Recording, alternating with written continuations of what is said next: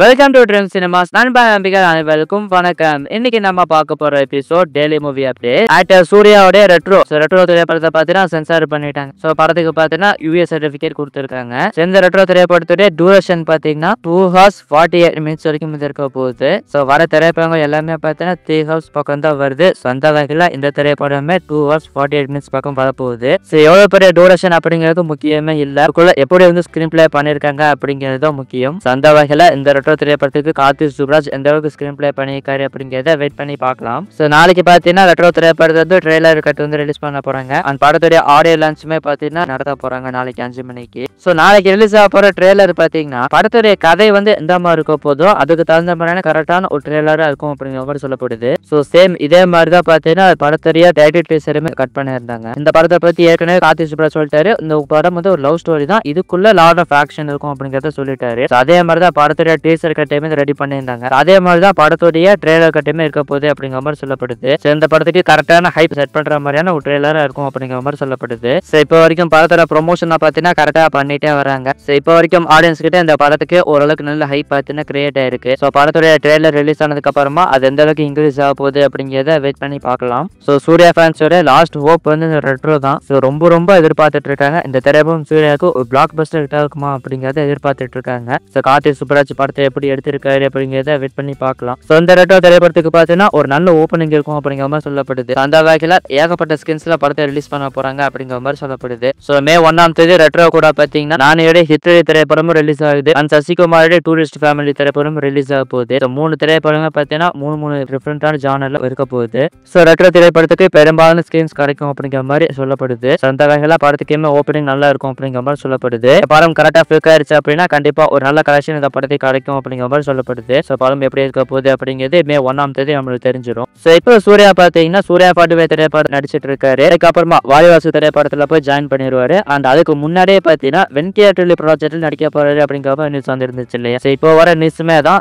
June R ஜூலைக்குள்ள படத்தை start பண்ணிடுவாங்க அப்படிங்கிற மாதிரி சொல்லப்படுது. ஸோ ஏற்கனவே சொல்லியிருந்தோம் படத்துக்கான ஸ்கிரிப்ட் ஒர்க் எல்லாமே வென்கேட்லி கம்ப்ளீட் பண்ணி முடிச்சிட்டாரு அப்படிங்கிறது சொல்லியிருந்தோம். இப்போ அதுக்கு அடிஷனலா கிடைச்சிருக்க நியூஸ் என்ன அப்படின்னு பார்த்தீங்கன்னா ஜூன் ஆர் ஜூலைல படத்தை ஸ்டார்ட் பண்ணி நெக்ஸ்ட் இயர் சம்மர் ரிலீஸ் பண்றதுக்கு பிளான் பண்ணிருக்காங்க அப்படிங்கிற மாதிரி சொல்லப்படுது. அந்த வகையில அடுத்த வருஷம் ஏப்ரல் மாதம் ரிலீஸ் பண்றதுக்கு பிளான் பண்றாங்க அப்படிங்கிற மாதிரி சொல்லப்படுது. அண்ட் அதுக்கப்புறமா சூர்யா நடிக்க போற வாரியாசு திரைப்படம் பார்த்தீங்கன்னா அடுத்த வருஷம் ஜூன் ஆர் ஜூலை ரிலீஸ் பண்றதுக்கு பிளான் பண்றாங்க அப்படிங்கிற மாதிரி சொல்லப்படுது. ஆனா வாரியாசு திரைப்படம் பார்த்தீங்கன்னா இந்த இயர் எண்டு தான் வந்து ஸ்டார்ட் பண்றாங்க. இந்த வருஷம் ஜூலை அல்லது ஆகஸ்ட்ல ஸ்டார்ட் பண்ணிடுறாங்க அப்படிங்கிற மாதிரி சொல்லப்படுது. சார் வெற்றிமாறன் திரைப்படத்தை ஆகஸ்ட்ல ஸ்டார்ட் பண்ணி ஜூன்ல ரிலீஸ் பண்ண முடியுமா அப்படிங்கிறது தெரியல. ஸோ ஒரு படத்தை எடுக்க ஆரம்பிச்சாருன்னா எப்ப கம்ப்ளீட் பண்ணி முடிப்பாரு அப்படிங்கிறது வெற்றிமாறன் தான் தெரியும். ஆனா கண்டிப்பா பார்த்து அடுத்த வருஷம் எண்டுக்குள்ளாச்சு வாரிவாசல ரிலீஸ் பண்ணிடுறாங்க அப்படிங்கிற மாதிரி சொல்லப்படுது. ஸோ ஏற்கனவே சொல்லியிருந்தோம் சூர்யா பார்த்தா வருஷத்துக்கு 2 படம் ரிலீஸ் பண்ணும் அப்படிங்கிற பிளான்ல இருக்காரு அப்படிங்கிறது சொல்லியிருந்தோம். அந்த வகையில இந்த நியூஸ் வச்சு பார்க்கும்போது கரெக்டா தான் தெரியுது. இந்த வருஷம் பார்த்தீங்கன்னா ரெட்ரோ ரிலீஸ் ஆக போது, அடுத்தது சூர்யா 45 ரிலீஸ் ஆயிரும். அண்ட் அதுக்கப்புறமா பார்த்தீங்கன்னா அடுத்த வருஷம் வென்கேட்லோட ப்ராஜெக்ட் அந்த ப்ராஜெக்ட் பார்த்தீங்கன்னா ரிலீஸ் ஆயிரும். அதுக்கப்புறமா வாரிவாசல் ரிலீஸ் ஆகிற மாதிரி இருக்கும் அப்படிங்கிற மாதிரி லைனா தான் தெரியுது. ஆனா இப்போதைக்கு இது எதுவுமே பார்த்தீங்கன்னா கன்ஃபார்ம் கிடையாது. ஸோ சீக்கிரமே இதுக்கான அனௌன்ஸ்மெண்ட் வந்தா நல்லா இருக்கும். ஸோ அதுக்கான அஃபிஷியல் அனௌன்ஸ்மெண்ட் இது வருது அப்படிங்கிறத வெயிட் பண்ணி பார்க்கலாம்.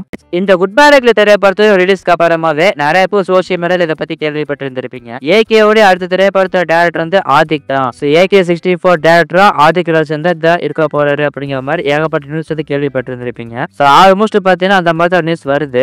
ஏகே திரைப்படத்தோட டைரக்டர் வந்து கண்டிப்பா ஆதிக் தான் பண்ண போறாரு அப்படிங்கிற மாதிரி சொல்லப்படுது. ஸோ ஒன்னு ஆதிக் ராஜன் அல்லது கார்த்திக் சுப்ராஜ் இவங்க 2 பேர்த்துல யாராச்சும் ஒருத்தங்க தான் பண்ண போறாங்க அப்படிங்கிற மாதிரி சொல்லப்பட்டது. ஸோ இதை பத்தி ஏற்கனவே ஒரு அப்டேட் வேற நம்ம சொல்லியிருந்தோம். இப்போ வர நியூஸுமே அதான். இப்போ AK64 திரைப்படத்தை ஆதிக் வந்து டைரக்ஷன் பண்ண போறாரு அப்படிங்கிற மாதிரி சொல்றாங்கல்ல. அதை பத்தி அடிஷனலா இன்னொரு நியூஸ் ஒன்று கிடைச்சிருக்கு. இந்த நியூஸ் பார்த்து இப்போதைக்கு கன்ஃபார்ம்டா எடுத்துக்காதீங்க, முழுக்க ஒரு ரூமர் தான். அதாவது குட் பை ரெக்ல திரைப்படத்துடைய ஷூட்டிங் அப்ப ஏகே கிட்ட ஆதிக் கிட்ட இன்னொரு ஒன்லைன் சொன்னாராமா. இந்த ஒன்லைன் கேட்ட உடனே ஏகே பார்த்து நான் பயங்கர ஹாப்பி ஆயிட்டாராமா. அந்த அளவுக்கு சூப்பரான ஒன்லைனா இருந்துச்சாமா. ஸ்கிரிப்ட் வந்து இங்க டெவலப் பண்ணுங்க அப்படிங்கிற மாதிரி ஆதிக் சொல்லியிருக்காராமா. அந்த அளவுக்கு ஏகே பார்த்தீங்கன்னா ரொம்ப இம்ப்ரெஸ் ஆயிட்டாரு அந்த கதை கேட்டு அப்படிங்கிற மாதிரி சொல்லப்படுது. அண்ட் ஆல்சோ அந்த திரைப்படமே பார்த்தீங்கன்னா ஒரு மாஸ் கமர்ஷியல் திரைப்படம் படமா தான் இருக்கும் அப்படிங்கிற மாதிரி சொல்லப்படுது. ஸோ சேம் இதே டெக்னிக்கல் டீமை வச்சு எடுக்கலாம் அப்படிங்கிற மாதிரி பிளான் பண்ணியிருக்காங்க. ஸோ இன்க்ளூட் மியூசிக் டைரக்டருமே ஜி பிரகாஷ் தான் பண்ண போறாரு அப்படிங்கிற மாதிரி சொல்லப்படுது. And again Mythri movie makers தான் படத்தை ப்ரொடியூஸ் பண்ண போறாங்க அப்படிங்கிற மாதிரி சொல்லப்படுது. மேபி இதுதான் AK-64 இருக்கலாம் அப்படிங்கிற மாதிரி சொல்லப்படுது.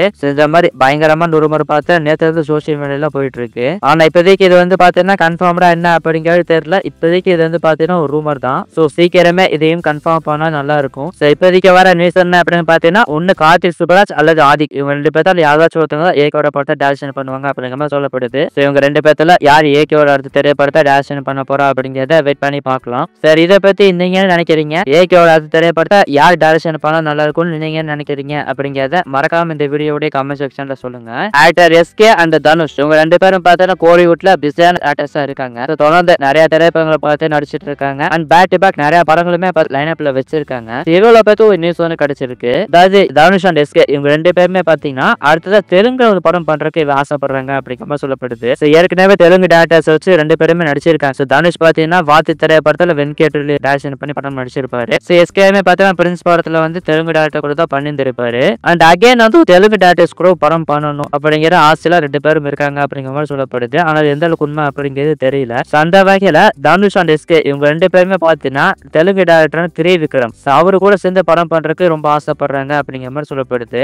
இவங்க 2 பேர்த்துல யாராச்சும் ஒருத்தவங்க கண்டிப்பா திரிவிக்ரம் ப்ராஜெக்ட்ல நடிப்பாங்க அப்படிங்கிற மாதிரி சொல்லப்படுது. அது இப்பயே நடக்க போற ப்ராஜெக்ட் வந்து கிடையாது. ஏன்னா 2 பேருமே இப்போதைக்கு பிஸியா இருக்காங்க. அந்த திரிவிக்ரமே பாத்தீங்கன்னா அடுத்ததான் அல்லு அர்ஜுன் வச்சு படம் எடுக்க போறாரு. அதனால அவருமே பாத்தீங்கன்னா பிஸியா தான் இருக்காரு. மேபி ஃபியூச்சர்ல இவரை வச்சு படம் எடுக்கிற மாதிரி இருக்கலாம். ஆனா இவங்க 2 பேர்த்துல யார் திரிவிக்ரம் முடிய படத்துல நடிக்க போறாங்க அப்படிங்கிறது தெரியல. சார் இதுக்கான அபிஷியல் அனௌன்ஸ்மெண்ட் வருதா அப்படிங்கிறத வெயிட் பண்ணி பார்க்கலாம். ஆக்டர் STR ஃபார்டன் திரைப்படத்தை எடுத்துக்கிட்டோம் அப்படின்னா இந்த திரைப்படத்துல சந்தானம் இருக்காரு அப்படின்னு ஏற்கனவே நம்ம சொல்லியிருந்தோம். இந்த திரைப்படத்துல காமெடி ரோல் பார்த்தீங்கன்னா சந்தானம் பண்ண போறாரு அப்படிங்கிற நியூஸ் கிடைச்சிருக்கு. ஸோ ஆஃப்டர் 10 இயர்ஸ்க்கு அப்புறமா சந்தானம் பார்த்தீங்கன்னா ஒரு படத்துல காமெடி ரோல் பண்ண போறாரு. ஸோ இந்த திரைப்படத்துல பார்த்தீங்கன்னா காமெடி ரோல் தான் பண்றாரு. ஆனா பார்த்தீங்கன்னா ஒரு இம்பார்ட்டன்ட் ரோல் அவருக்கு இருக்கு அப்படிங்கிற மாதிரி சொல்லப்படுது. ஏன்னா கண்டிப்பா அந்த மாதிரி கேரக்டர் தான் கொடுத்தாலும் இப்ப பார்த்தா நிறைய திரைப்படத்துல ஹீரோ ரோல் பண்ணிட்டு இருக்காரு இல்லையா? ஸோ அதனால அப்படிப்பட்ட ரோல்ல தான் நடிப்பாரு. இந்த திரைப்படத்திலுமே அப்படி ரோல்ல தான் வர போறாரு அப்படிங்கிற மாதிரி சொல்லப்படுது. காமெடியன் பிளஸ் இம்பார்ட்டன்ட் ரோல் பண்ணக்கூடிய ஒரு கேரக்டர் வர போறாரு. இந்த திரைப்படத்துல சந்தானமோட சேலரியா பாத்தீங்கன்னா ஆல்மோஸ்ட் 13 crores கொடுத்திருக்காங்க அப்படிங்கிற மாதிரி சொல்லப்படுது. சார் அட்வான்ஸா பார்த்துட்டு இப்ப 7 crores கொடுத்திருக்காங்க. பேலன்ஸ் பார்த்துட்டு ஷூட்டிங் கம்ப்ளீட் பண்ணி முடிச்சதுக்கு அப்புறமா கொடுக்கப்படும் அப்படிங்கிற மாதிரி சொல்லப்படுது. ஸோ அந்த மாதிரி சந்தானமுக்கு வரவேற்பு பார்த்தீங்கன்னா ஹீரோவோட காமெடி ரோலுக்கு பார்த்தீங்கன்னா அதிகமாக கொடுக்குறாங்க. ஸோ பேக் டு சந்தானம் பார்த்தீங்கன்னா காமெடி ரோல் பண்ண போறாரு. அண்ட் அதே சமயம் ஹீரோ ரோலுமே அவர் பார்த்தீங்கன்னா பண்ணதான் போறாரு. அண்ட் இந்த மாதிரி ஒரு சில பெரிய பெரிய ஆர்டிஸ்ட் கூட பார்த்தீங்கன்னா காமெடி ரோல் பண்ணுவாரு அப்படிங்கிற மாதிரி சொல்லப்படுது. ஸோ சந்தானமோடைய இன்டெலிஜென்ஸை பத்தி நீங்க நினைக்கிறீங்க? உங்களோட ஒப்பீனியன் என்ன அப்படிங்கிறத மறக்காம இந்த வீடியோட கமெண்ட் செக்ஷன்ல சொல்லுங்க. ஆக்டர் சூரியோடைய அடுத்த ப்ராஜெக்டோடைய டைட்டில் அனௌன்ஸ்மெண்ட் பார்த்தீங்கன்னா நாளைக்கு 11:30 ரிலீஸ் பண்ண போறோம் அப்படிங்கிற மாதிரி கன்ஃபார்ம் பண்ணிட்டாங்க. ஸோ அந்த நியூஸை நேற்றுக்கு அப்லோட் பண்ண வீடியோல தான் நம்ம சொல்லியிருந்தோம். வெற்றிமாறனுடைய அசிஸ்டன்ட் டைரக்டர் மதிமாறன் அவருடைய டைரக்ஷன்ல சூரியோட படம் பண்ண போறாரு அப்படின்னு நேற்றுக்கு அப்லோட் பண்ண வீடியோல நம்ம சொல்லியிருந்தோம். அந்த படத்தை RS இன்ஃபோடெயின்மென்ட் தான் ப்ரொடியூஸ் பண்ண போறாங்க அப்படிங்கிறதுமே சொல்லியிருந்தோம். இப்போ பார்த்தீங்கன்னா அந்த படத்தோட அனௌன்ஸ்மெண்ட் தான் ரிலீஸ் பண்ணியிருக்காங்க. அந்த படத்துக்கான டைட்டில் ரிவீலிங் பார்த்தீங்கன்னா நாளைக்கு 11:30 ரிலீஸ் பண்ண போறாங்க. ஸோ நேற்றுக்கு அப்லோட் பண்ண வீடியோல நம்ம சொல்லியிருந்தோம் இந்த படம் பார்த்தீங்கன்னா ஒரு வயலண்டான திரைப்படமா இருக்கும் அப்படிங்கிற மாதிரி சொல்லியிருந்தோம். வெற்றிமாறனுடைய சாயல்ல இருக்க போகுது அப்படிங்கிற மாதிரி சொல்லியிருந்தோம். அண்ட் ஆல்சோ இந்த திரைப்படத்துல பார்த்தீங்கன்னா ஒரு நல்ல சோசியல் மெசேஜுமே இருக்க போகுது அப்படிங்கிற மாதிரி சொல்லப்படுது. ஸோ நாளைக்கு இந்த படத்தோட டைட்டில் அனௌன்ஸ்மெண்ட் ரிலீஸ் பண்ண போறாங்க. ஸோ படத்தோட டைட்டில் என்ன இருக்க போகுது அப்படிங்கிறத வெயிட் பண்ணி பார்க்கலாம். ஸோ இது எல்லாமே தான் இன்னைக்கான அப்டேட்ஸ். நம்ம ட்ரீம்ஸ் சேனல் நீங்க ஃபர்ஸ்ட் டைம் விசிட் பண்றீங்க அப்படின்னா மறக்காம சப்ஸ்கிரைப் பண்ணி வச்சுக்கோங்க. மீண்டும் இன்னொரு சூப்பரான ஒரு வீடியோ உங்களை சந்திக்கிறேன். நன்றி, வணக்கம்.